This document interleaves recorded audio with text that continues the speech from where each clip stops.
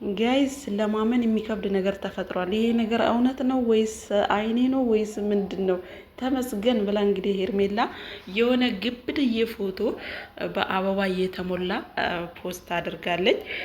ከሰሞኑ እንግዲህ ከሩታ ጋር በሰላማዊ መንገድ ገጥመው አብርሃም ከኔ ጋር ካልሆነ ከአንቺ ጋር ሆኖ ማየት እፈልጋለሁ፣ ከፍቅር ጋር ሆኖ ማየት አልፈልግም እያለች እንግዲህ ሩቲ ሄርሜላን ስትደግፋት ነበረ። በስተመጨረሻም ዛሬ እንግዲህ እግዚአብሔር ይመስገን በማለት ምስጋናዋን አቅርባለች። ተመስገን ብላ ይህን የመሰለ ፎቶ ፖስት አድርጋለች። ፎቶ ትኩስ ነው ወይስ እየቆየ ነው ለማለት ግራ ገብቶናል። ወይስ ኤአይ ነው ጋይስ? እኔ ግራ ገብቶኛል። ቪዲዮን እስከማይ ድረስ መሽቶ አላምንም።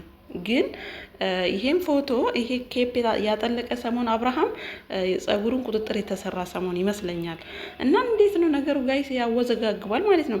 በዚህ አጋጣሚ ደግሞ ቡዜ እንግዲህ ሄርሜላን አትንኩብኝ፣ እኔና ሄርሜላ እያወራን ነው፣ ብዙ ነገሮችን አብረን በውስጥ እየፈታን ነው እና ሄርሜላ መበቀል አትፈልግም፣ በቀል ጥሩ እንዳልሆነ ለራሱ ለአብርሃም እየነገረችው ነው።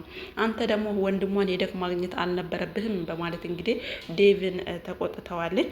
ወንድሟ ትክክል ነው። እህቱ ስትጎዳ ቆሞ ማየት አይችልም እና ትክክል ነው ያደረገው። አንተ ደግሞ ነገር ግን እሱን ማግኘት አልነበረብህም፣ ቀድመህ እኔ ማግኘት ነበረብህ። እኔ በውስጥ ሄርሜላን ብዙ ተስፋ እየሰጠዋት ነው በማለት እንግዲህ ዛሬ ምላሽ ሰጥታለች።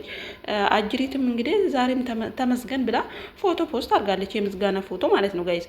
ግን ግራ ጋብቶኛል። ይሄ ፎቶ አዲስ ነው ወይስ እንዴት ነው?